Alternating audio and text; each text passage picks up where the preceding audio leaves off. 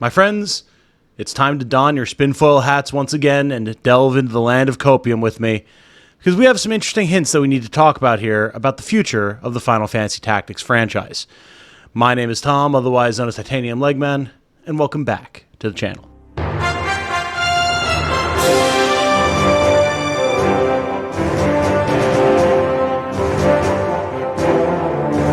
Hello everyone, if you enjoy what I do, including a little bit of digging into some hints and tidbits of information that I had never seen before and which very well may be saying something about a sequel for FFT, then a like on this video and a subscription to the channel would be very much appreciated. Thank you so much. Now, I want to get this out of the way right off the bat so no one feels like they're getting omega baited or anything like that. No, we do not have anything concrete, announcements, news, anything like that in that regard. What we're doing today is a little bit of investigative journalism due to some information that was brought to my attention by a community member who very graciously clued me in to some relatively niche info that I had certainly not heard of, and I feel like a lot of you probably have not heard of as well.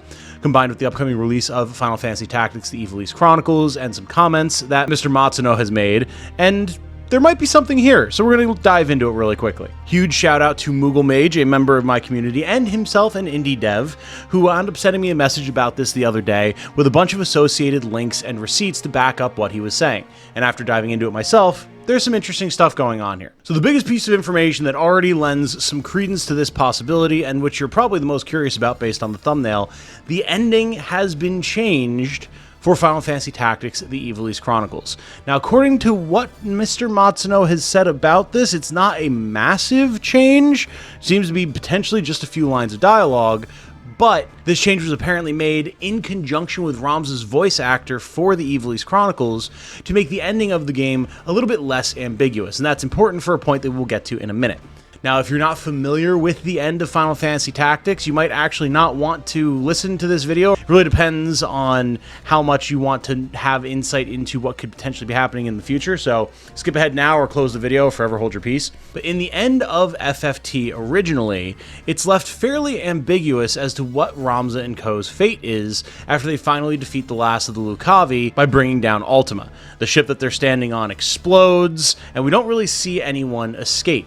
The only hint that we have that Ramza and everyone else might be alive is at the very end of the game during the epilogue when Auron sees Ramza and Alma ride by on chocobos at what is supposed to be their funeral. And he's shocked and exclaims like, "Oh, they're alive." But people have always wondered, is this an illusion? A vision?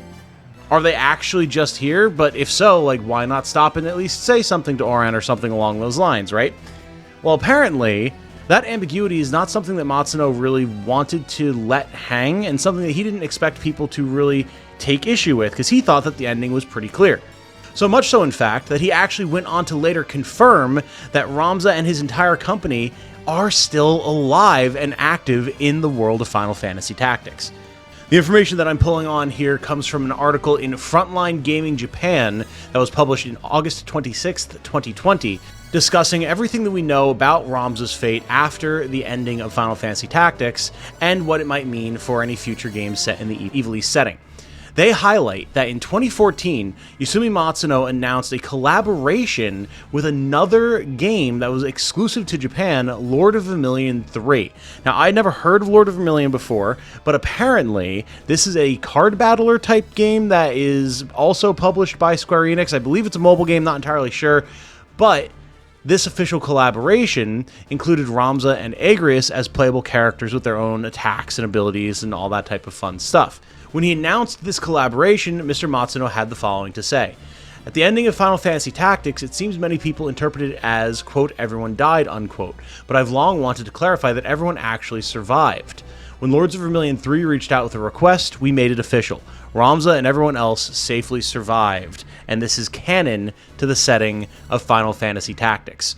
According to their story in Lords of Vermilion, this means that Ramza, Agrias, and the rest of their party are actually fighting in the country of Ordalia, a name which those of you who are really deep into the lore of Final Fantasy Tactics should be quite familiar with, and are currently working to help the people there overthrow an oppressive regime, much in the same way that they did in Ivalice. And in fact, they have an even larger army of people with them, including a lot of new companions, companions who are helping them fight that fight. According to the article from Frontline, as of the events of his appearance in Lords of Vermilion 3, a few years have passed since the ending of Final Fantasy Tactics, and Ramza is still with his comrades.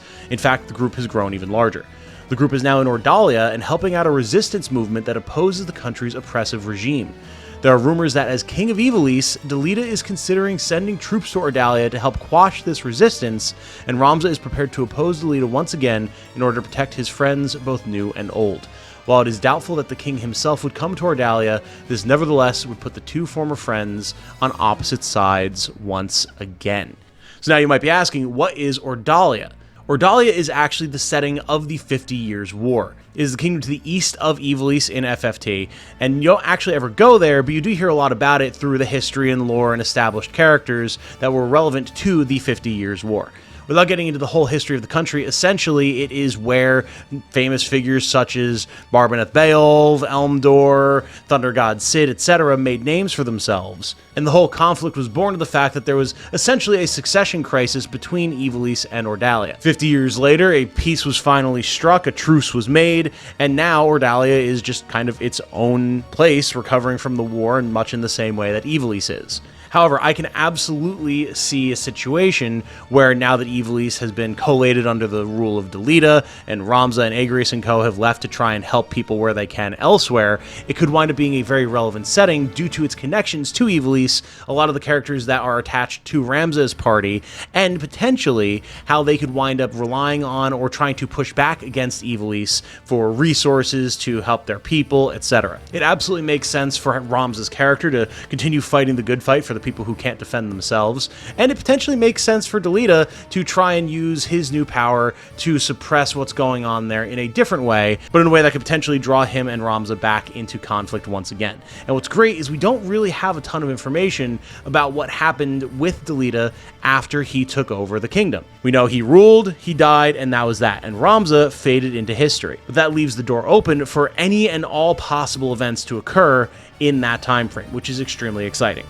But so how does this all tie back to the idea that the ending for the Ivalice Chronicles has been changed? Well, this tidbit comes from the very end of the Den Faminico Gamer interview that was done a few weeks ago about Final Fantasy Tactics, the Ivalice Chronicles. And granted, yes, as always, I do not read Japanese, I'm using machine translation here. If any of you wind up reading that article and have a better translation of what is said here, by all means, do let me know. But here's what I was able to find thanks to the help from Moogle Mage. During Ramza's final recording session, Ramza's voice actor, Tachibana-san, asked, "Is this really the final line?" We had already set up a system for adding battle lines, but we hadn't planned for any additional story dialogue outside of that. However, based on that question, we consulted with the dev team and, on the spot, wrote and recorded a new line for Ramza. So, even though it's just a very small change, the ending has been altered. Some people might think you're just adding unnecessary fluff, but Tachibana-san wasn't speaking just as a voice actor, he was speaking as someone deeply invested in Ramza, not just as a player, but as someone who portrayed him. So what this tells me, given the fact that Mr. Matsuno has in the past wanted to make it very apparent that Ramza and company did survive this final confrontation, this final line could be something to really help solidify that in the minds of gamers. So it's something that exists in the actual canon directly of the game, and not just from outside word of God confirmation from Matsuno himself. And of course, the logical leap that you have to make to say, well, obviously he survived if him and Agrias are fighting in Ordalia as part of this crossover with another game that Matsuno says is canon, right? Better to make that very clearly stated in the game itself if we're going to set up some potential sequel bait, right? But even then, you might be saying to yourself, okay, well, I hear what Tom is saying, but that doesn't actually mean that we're going to wind up getting any sort of a sequel, right? Like, yeah, it leaves the door open for it, but that's all it does. It just leaves the door open for it. This is where we need to draw a little bit of insight from some of the comments made in interviews and posts that Mr. Matsuno has made on Twitter in the storm of Twitter posts he's been making recently that give us a little bit of insight into his views. While the rest of the team has absolutely expressed interest in a potential sequel for Final Fantasy Tactics, and in fact, when asked, Mr. Matsuno said he would absolutely be interested if Square Enix approached him about it, he also had this to say.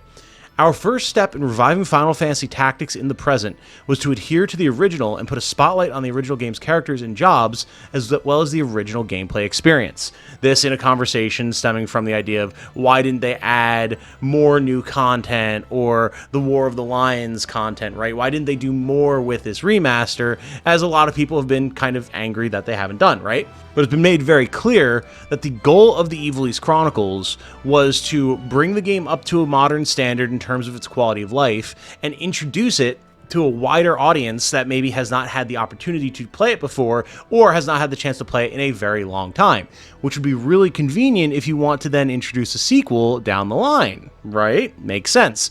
In the same thread, Mr. Matsuno goes on to joke about the different sales figures that FFT, the Ivalice Chronicles, have to reach for him to consider making a sequel, but he makes it clear that he is just joking, and he would just outright consider doing it if Square Enix approached him about it. He's just not sure that they will. However, there's this one tweet that really made my ears perk up, because it reminded me a lot in terms of tone and the sort of sly, as I've been describing it, wink wink, nudge nudge, elbow you in the ribs type of personality that Mr. Matsuno seems to have in his tweets, as we've seen from other times when he's hinted about Tactics Ogre Reborn, or, before we knew it was the Ivalice Chronicles, FFT Reborn, or, his infamous retweeting and then immediate deleting of the announcement about the Sony State of Play that we then would go on to learn is where we would see the reveal of the Ivalice Chronicles, something that I pointed out as my biggest point of copium in the video leading up to that reveal. In response to a question asking why more content wasn't added to the game, this is what Mr. Matsuno had to say. Quote, "Well, most of the budget goes to building the UI and graphics, as well as multilingual support and debugging. So if you think about adding all sorts of things, wouldn't it be better to just make a new game?" And then a reference, as Mari Natsuki would say, is what I think, which I'm sure is being butchered by the machine translation, but basically it's that's just what I would think, or something along those lines, with a little smiley halo face. And that has me curious. There's been all these references to the team feeling like FFT is a complete experience, that it doesn't need a ton of different changes to get its message and its gameplay feel across to the player. And I do think that that's true. If you are going to do new things and you have the opportunity to do a sequel, best to take all of that stuff you were going to add to this new version of the game and do it in a sequel where everything can be built around it and balanced around it, right? I follow the logic. And so perhaps, given this new insight about the fact that Ramza and Agris and everyone else are canonically alive and fighting in Ordalia in the time frame where Delita is king, and we can have all of those different interactions going on, as well as Mr. Matsuno joking and also kind of hinting about, as well as him and the rest of the team just outright saying that they would be willing to do a sequel, the fact that it would be best to do these types of things in a sequel, you can see where I'm starting to draw some of my inspiration from, I imagine. It would certainly explain a lot of the decisions to keep FFT, the Ivalice Chronicles, so very faithful to the original in so many different ways, and it could also explain why it's taken so long for this to come out. If there's been a lot of boardroom meetings and discussion, planning around, well, what are we going to do with this version? Will we be able to potentially do a sequel? Because we know people want to see a sequel, and Matsuno and the team would be willing to do a sequel. Can we then justify not changing the original at all and then putting all of our efforts into the sequel and use this remaster as hype for the sequel? It's certainly possible. And if we didn't have so many different instances in the past of Matsuno kind of winking and hinting at different upcoming projects that he's involved in, I would be a little less copium than I am right now, but as it is, we've got a fairly proven track record from the man that shows that he likes to sprinkle in little tidbits and crumbs of information for us to suss out. Since he hasn't led us astray yet, I'm going to choose to believe that this is a hint right now that we might be seeing a lot more than we would expect in the semi-near future for FFT. Maybe even a hint about it by the end of the Ivalice Chronicles. Who knows? And of course, I know there's going to be naysayers, there's going to be doomers in the comments. I totally understand that. And yes, we don't actually have anything super concrete right now. Totally fair. Totally understandable. I know that I'm just hyping myself up to the moon right now. Like, literally last night, I had a full-fledged dream about a reveal trailer for Final Fantasy Tactics 2, The War for Ordalia, or whatever it would be. But it was like fully beautiful graphics with Ramza and Agrias in this beautiful, slightly more modern-looking town. It was snowing. There was beautiful lighting effects. Ramza cast an incredible-looking new version of Shiva that came into the battlefield in the same way as base FFT, but with a fully redone sort of 3D sprite. There was voice acting, incredible new music.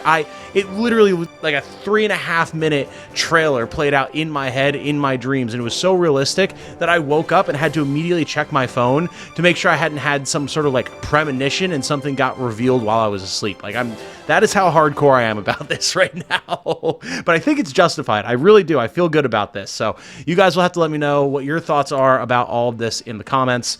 Just the fact that we have direct confirmation from Matsuno that the team is alive and has been active elsewhere in the world due to this crossover with Lords of Vermilion gave me so much more excitement about the future of FFT, because it's clearly something he's thought about. It's something that Square Enix has worked on in the past, and that opens a lot of doors. So let me know what your thoughts are on this. And if there's any other random little bits of information out there that I apparently have just missed over the years, let me know that as well so that I can work it into future videos and other people who aren't informed can be informed. Huge shout out to Moogle Mage for bringing all this information to my attention so that I could do a little bit of a deep dive on it and explore exactly what it is that's happening here. Thank you all so much for watching. I hope you all enjoyed. My name, of course, has been Tom, otherwise known as Titanium Legman, and I wish you all a good night.